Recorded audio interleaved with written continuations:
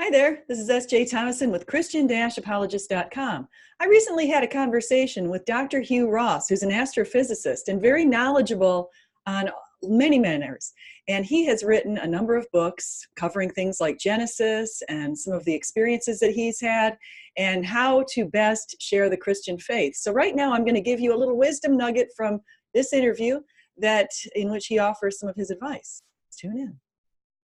You know, another thing you mentioned in your book that I thought was also really interesting, and I think about this too, is when you get on an airplane, you actually calculated the odds of sitting next to someone who's a scientist or a theologian or something that's related to that, and you notice that the odds that, it's something like over 50% of the time you find yourself next to these people. Did you want to speak to that a little bit?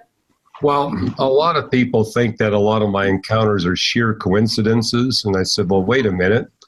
The conversations I have with people on airplanes, it literally is 50% of the time it's someone with a PhD in science or a doctorate in theology.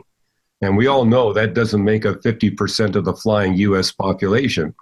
It makes it way less than 1%.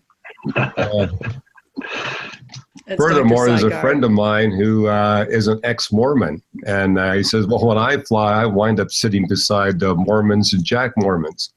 I don't have too many encounters with Mormons, but he has them all the time.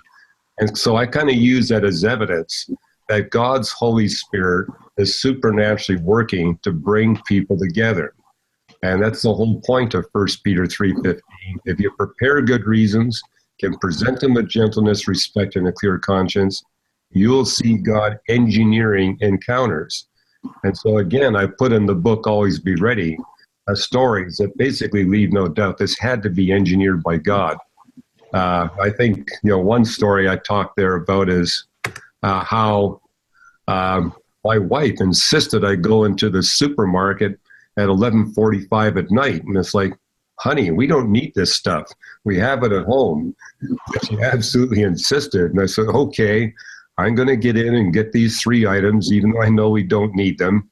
And then when I got inside there, I ran into this woman. And the moment she saw me, she screamed out and repented on the spot because she was on the verge of leaving her husband and her family. But all it took was seeing me. And she says, I've got to stop doing what I'm planning to do.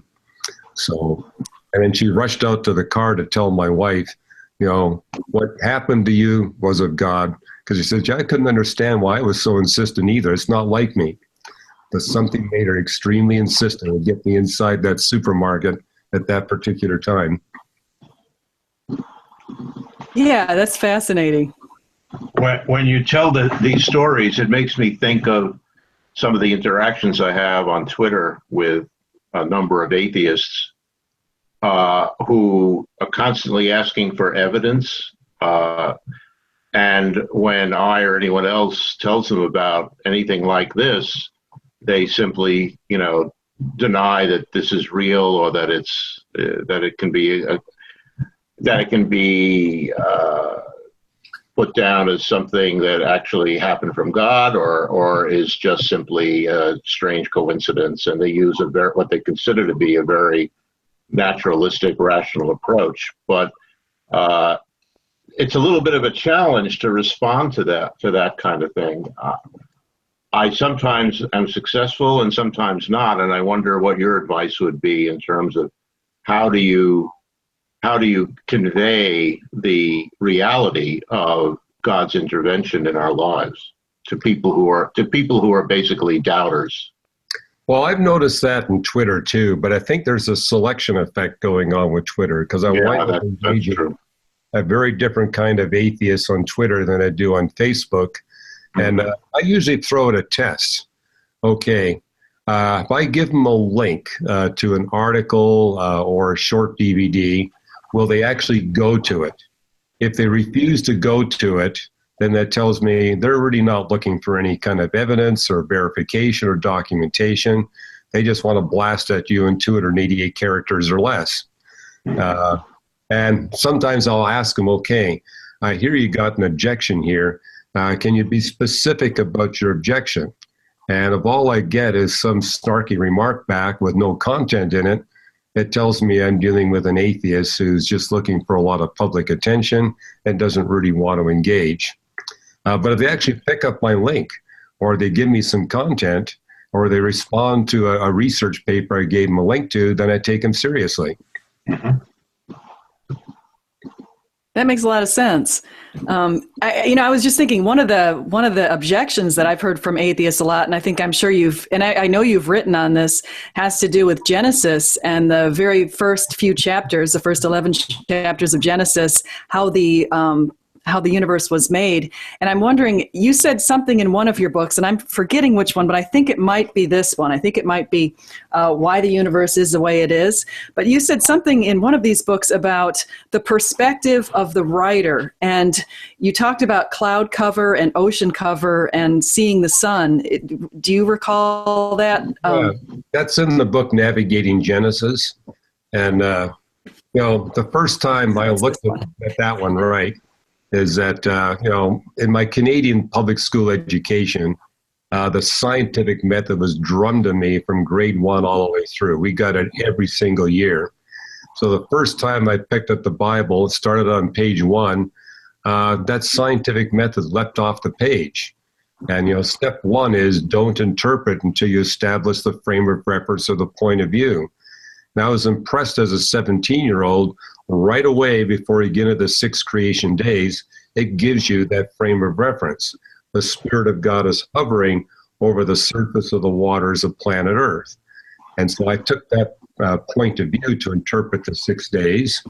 And I also noticed when I got into the parallel accounts in Job 37 to 39 and Psalm 104 and Proverbs 8, that affirmed that point of view, especially Job 38, where it says God had blanketed the seas with clouds that kept the seas dark.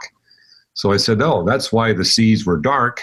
The light of the sun couldn't get through the opaque atmosphere of the earth. And I guess I had the advantage of being a young astronomy student because I knew all planets the size of the earth, the distance that earth is from the sun, must begin with opaque atmospheres. In fact, I knew as a young man that the primordial Earth would have had to have started with an atmosphere 200 times thicker than what it has today.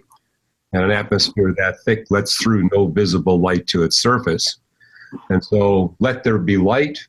I knew right away, it doesn't say that God created the light or made the light. That happened in the beginning when God created the universe. It says, let there be light. That's God transforming the atmosphere.